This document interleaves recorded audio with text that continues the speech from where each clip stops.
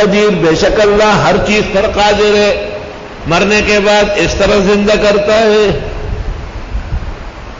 وَإِذْ قَالَ إِبْرَاهِيمُ، یاد کرنے کا ہے جب فرمایا ابراہیم علیہ السلام نے، رب ارینی، اے پروردگار دکھا مجھ کو، کیف تحیی الموتیٰ، کیسے زندہ کرتے ہو مردوں کو، قال وَلَمْ تُؤْمِنْ، حق تعالیٰ نے کہا کہ وہ یقین نہیں آتا، قال بلا، ہاں ہاں بالکل، وَلَٰكِن لِيَطْمَئِنَّ قَلْبِي، لیکن مطمئن کرنا چاہتا ہوں دل کو۔ دیکھو یقین کے کئی حصے، ایک علم الیقین ہے، آپ کو اور ہم کو علم سے بہت کچھ پتا ہے، ایک عین الیقین ہے، ایک اس سے بھی بڑھ کر حق الیقین ہے، اور بعض کہتے ہیں کہ نہیں، عین الیقین آخری درجہ ہے۔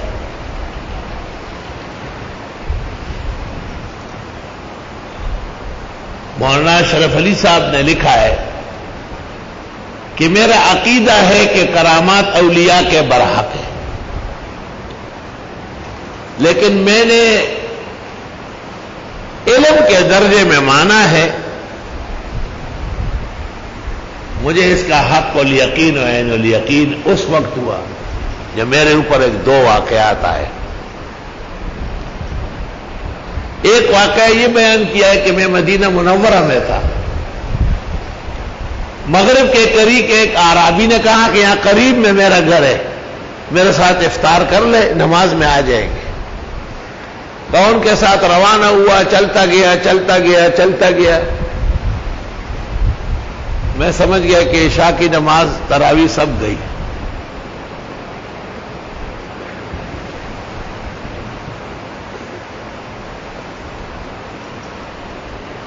کہا اس نے اس کے بعد کٹورے وٹورے میں کوئی شوربہ وغیرہ شریر لایا کھلایا، اور پھر مجھے کہا چلو حرم۔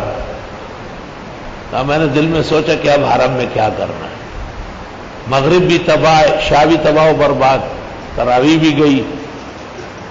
کہا میں جب واپس آیا، مؤذن صاحب حرم شریف کا اکیلے بیٹھا تھا اور اپنا برتن صاف کر رہا تھا۔ کہا میں نے پوچھا کہ تراویح ہو گئی؟ کہا مجھے دیکھ کے کہا دماغ خراب ہے، ابھی تو روزہ کھولا ہے، لوگ مغرب پڑھنے نہیں آئے۔ کہا میں نے کانوں کو ہاتھ لگا، اللہ اکبر، یہ گھنٹوں جو ہم چلے اور آئے یہ کہاں گیا؟ فرمایا طی الزمان، وقت کے اندر توسع، اس کی کرامت میں نے اس بدو کی دیکھی۔ اور دوسرا واقعہ یہ کہ دارالعلوم دیوبند میں آخری پروگرام جو بخاری کا ختم یا دعا ہوتی تھی، اس میں 100-150 طالب علم یا ان کے رشتہ دار آتے تھے اور 200 آدمیوں کا کھانا پکتا تھا۔ ایک سال ایسا تھا کہ دلی وغیرہ آس پاس کے بڑے شہروں سے ہزاروں آدمی آئے، بغیر اطلاع کے، بغیر طلب کے۔ کام نے اپنے استاد مولانا محمد یعقوب صاحب نانوتوی کو اطلاع دی، وہ ہنس پڑے، انہوں نے کہا ولی اور غیر ولی کا آج زور معلوم ہوگا۔ کہا مجھے دیکھا، کہا کہ رنگ ونگ نہ مارو، متغیر اور ڈرو نہیں، جتنا کھانا ہے، جتنے لوگ آئیں گے سب کے لیے کافی ہو جائے گا۔ کہا میں نے دل میں کہا کہ 150 آدمیوں کا کھانا ہے اور 2000 مہمان، اس میں ولی کا کیا کام ہے؟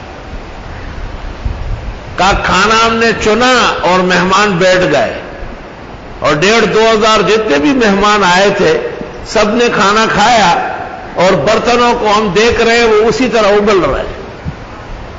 کہا مولانا محمد یعقوب کو میں نے کچھ کہا، منہ پہ ایسا ہاتھ رکھا کہ بس رہنا تو چپ ہو جاؤ۔ اللہ اکبر۔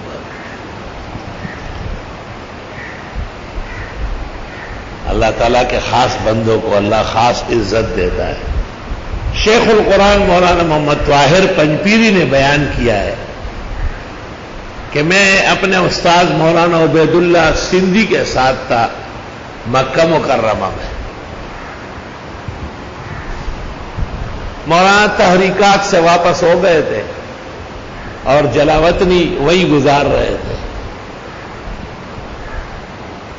رمضان شریف کا مہینہ تھا، ہم مولانا کے ساتھ مقام ابراہیم میں بیٹھے تھے۔ جو چیز آتی ہے.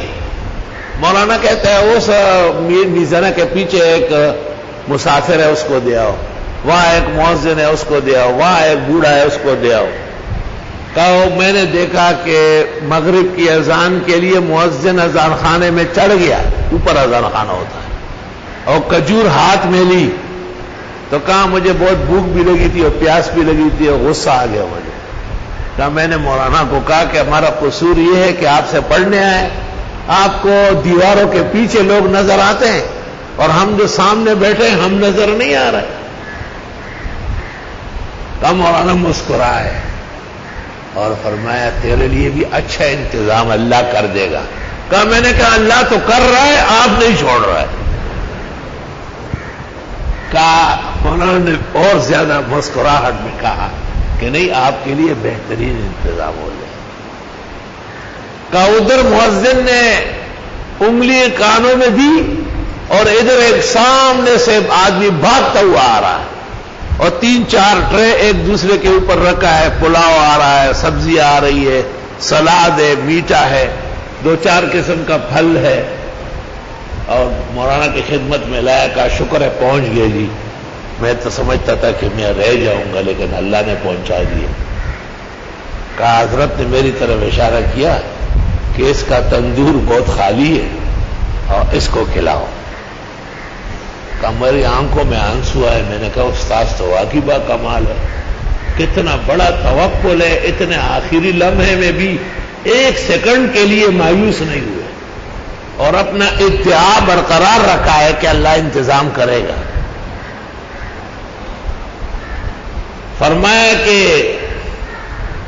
ہم نے بہت کوشش کی، کھجوریں اور قسم قسم کی چیزیں حضرت کے آگے کی، لیکن حضرت نے اس میں سے کسی چیز کو ہاتھ نہیں لگایا. اور وہ جو حرم میں کھجوریں بٹی تھی اس میں سے 1-2 لے لیے اور زمزم پیا اور اپنے اعمال میں مشغول ہو گئے. کب بعد میں جب بھی ہم نے اس کا تذکرہ کرنا چاہا تو برا مان جاتے تھے، تو بس تھوڑی سی چیز دیکھ لیتے ہو ڈنڈورے پیٹتے ہو، رہنے دو نا. وَلَٰكِن لِيَطْمَئِنَّ قَلْبِي، تاکہ مطمئن ہو جائے میرا دل. اطمینان میں درجات ہے. قال، اللہ نے کہا فخذ 4 من الطير، 4 پرندے لے لو. شیخ الہند نے نام بھی لکھے، ایک کبوتر لو، ایک کوّا لو، ایک مور لو، ایک فلاں چیز لو. اسرائیلی روایت میں فَصُرْهُنَّ إِلَيْكَ، عادت کرو اپنے ساتھ. ثُمَّ اجْعَلْ عَلَىٰ كُلِّ جَبَلٍ مِّنْهُنَّ جُزْءًا، پھر ڈال دو ہر پہاڑ پر ان کے ٹکڑے، اس کا سر، اس کی ٹانگ، اس کی ٹانگ، اس کا پر، اس کا پر، اس کا دڑ. ٹکڑوں کو علیحدہ علیحدہ کر کے پہاڑ پہ جگہ جگہ رکھو، بیچ میں کھڑا ہو جاؤ. ثُمَّ ادْعُوهُنَّ، پھر پکارو ان کو، یاتینک سایہ، آ جائیں گے آپ کے پاس دوڑتے ہوئے. وَاعْلَمْ أَنَّ اللَّهَ عَزِيزٌ حَكِيمٌ، یاد رکھو اللہ غالب اور حکمت والے ہیں. یعنی عزیز سے تو اس بات ہو گیا کہ مرنے کے بعد حیات دینا قدرت کا کرشمہ ہے اور وہ برحق ہے، اور حکیم کی حکمت کا تقاضا ہے اس مثال سے سمجھا. کوئی مثال تو ہوگی دنیا کے اندر. حق تعالیٰ نے اس وقت یہ مثال قائم فرمائی.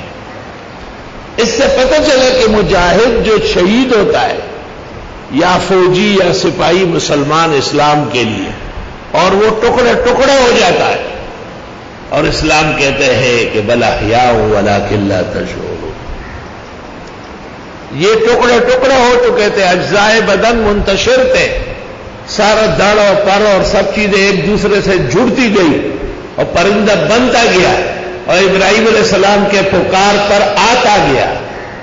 اس سے پتہ چلتا ہے کہ سماع الموتیٰ یا حیات الموتیٰ پر جو لوگ استبعاد کرتے ہیں قرآن سے ناواقف ہے، قرآنی علوم ان کے راسخ نہیں ہیں، اور حیات اور سماع کے جو قائل ہیں ان کے علوم قرآن راسخ اور پختہ ہے. جب پرندہ ٹکڑے ٹکڑے آواز سنتا ہے تو قبر میں بزرگ نہیں سن سکتا، اور ابراہیم علیہ السلام کی آواز پر وہ جڑ جاڑ کے مل مل کے آپس میں اور تن دھڑ سر بازو پر لگ کے واپس وہ آتے ہیں، تو قیامت کے دن بھی اللہ اموات کو زندہ فرمائے گا۔